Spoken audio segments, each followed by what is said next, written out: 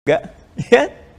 Akhlak lebih tinggi, mengatur kita mengendalikan antara kemuliaan fisik dengan tampilan spiritual, tampilan rohani yang maksimal. Sehingga jiwa itu mencegah fisik dari perbuatan yang kotor.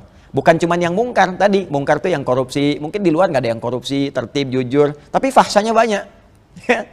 Jorok, tampilan, syahwat, macam-macam, itu fahsya. Akhlak itu mencakup keduanya. Makanya pencipta kita disebut Khalik namanya. Allah itu menyebut dirinya Khalik. Quran surah 15 ya, ayat 28. Wa idz qala rabbuka lil malaikati inni khaliq. Ketika Allah menginfokan pada para malaikat, para jin akan mencipta makhluk baru, Allah menyampaikan saya Khalik. Kita yang tercipta disebut makhluk.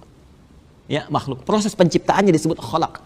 Iqra bismi rabbikal ladzi khalaq. Kitanya makhluk, Allah Khalik. Penciptaannya disebut khalaq. Karakter yang dibawa dari yang tercipta itu disebut akhlak namanya. Ya, jamannya khuluq. Makanya Nabi disebut manusia yang sempurna akhlaknya. Wa innaka la'ala khuluqin 'azim. Nah, proses mendapatkan akhlak itu lewat ibadah. Makanya muncul Quran surah 51 ayat 56. Wa ma khalaqtul jinna wal insa illa liya'budu. Tidaklah aku mencipta, khalaqa. Allah Khalik yang mencipta. Khalaqa penciptaannya, makhluk yang dicipta untuk mendapatkan akhlak. Bagaimana dapat akhlak? Lewat ibadah. Maka statement Allah muncul, wa ma khalaqtul jinna wal insa illa liya'budun. Untuk apa ibadah? Untuk dapat akhlak. Dibawa dalam proses kehidupan. Jadi gimana caranya misalnya kita beraktivitas berakhlak, jadi guru yang berakhlak, murid yang berakhlak, ya, dibawa ke aspek yang lebih luas di pemerintahan misalnya ya, kita turunkan presiden, gubernur, menteri, keturunannya, militernya, polisinya, semuanya, semua berakhlak. Jadi pejabat yang berakhlak, rakyat yang berakhlak. Kalau itu ada, maka turunlah baldatun thayyibatun wa rabbun ghafur. Dan menginspirasi. Dan ketika itu muncul dahsyatnya Al-Quran, tetap tidak memaksakan keyakinan pada orang lain. Kita itu punya dua ayat yang nggak ditemukan di kitab manapun tentang tingkat toleransi tertinggi.